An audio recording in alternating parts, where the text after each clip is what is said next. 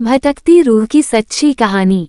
भूत प्रेत के किस्से सुनने में बेहद रोमांचक और दिलचस्प लगते हैं, लेकिन क्या हो जब ये किस्से सिर्फ किस्से ना रहकर एक हकीकत की तरह आपके सामने आएं। आज की युवा पीढ़ी भूत और आत्माओं के होने पर विश्वास नहीं करती, लेकिन जिस पर आप विश्वास नहीं करते वह असल में है ही नहीं, ये तो संभव नहीं है ना। आज हम ऐसे ही भूतहा स्थान से आपका परिचय करवाने जा रहे हैं, जिसके बारे में कहा जाता है कि इसका निर्माण स्वयं एक आत्मा ने किया था।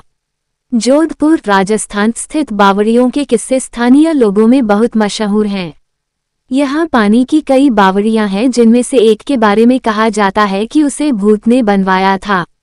जोधपुर से लगभग 90 किलोमीटर दूरी पर स्थित रठासी नाम का एक ऐतिहासिक गांव है।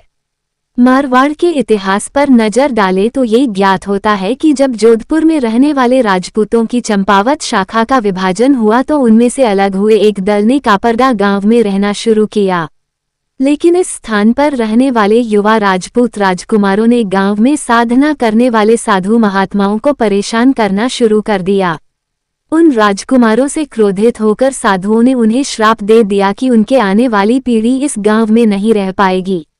साधुओं के श्राप की बात जब राजकुमारों ने अपने घर में बताई तो सभी भयभीत हो गए और उस गांव को छोड़कर चले गए। इस गांव को छोड़कर वह जिस गांव में रहने के लिए गए उस गांव का नाम है रठासी गांव। ये जोधपुर से लगभग 90 किलोमीटर की दूरी पर स्थित एक ऐतिहासिक गांव है। इस गांव में एक बावड़ी है जिसके बारे में कहा जाता है कि वो भूतों के सहयोग से बनी है, अर्थात उस बावड़ी को बनाने में भूत प्रेतों ने गांव वालों की सहायता की थी।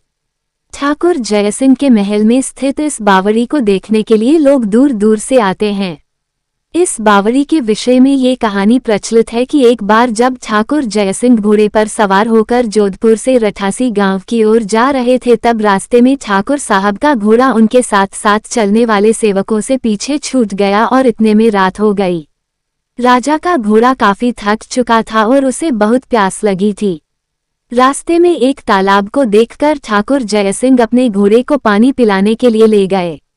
आधी रात का समय था। घोड़ा जैसे ही आगे बढ़ा, राजा को एक आकृति दिखाई दी जिसने धीरे धीरे इंसानी शरीर धारण कर लिया। राजा उसे देखकर डर गया। उस प्रेत ने राजा को कहा कि मुझे प्यास लगी है, लेकिन श्राप के कारण मैं इस कुएं का पानी नहीं पी सकता। राजा ने उस प्रेत को पानी पिलाया और राजा की दयालुता देखकर प्रेत ने उसे कहा कि वह जो भी मांगेगा वह उसे पूरी कर देगा।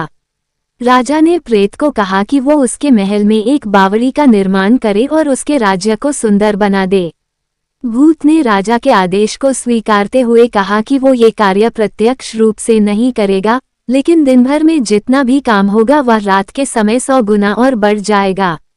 उस प्रेत ने राजा को ये राज किसी को ना बताने के लिए कहा।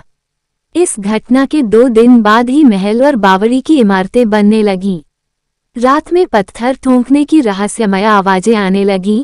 दिन प्रतिदिन निर्माण काम तेज गति से बढ़ने लगा, लेकिन रानी के जिद करने पर राजा ने ये राज रानी को बता दिया कि आखिर निर्माण इतनी जल्दी कैसे पूरा होता जा रहा है।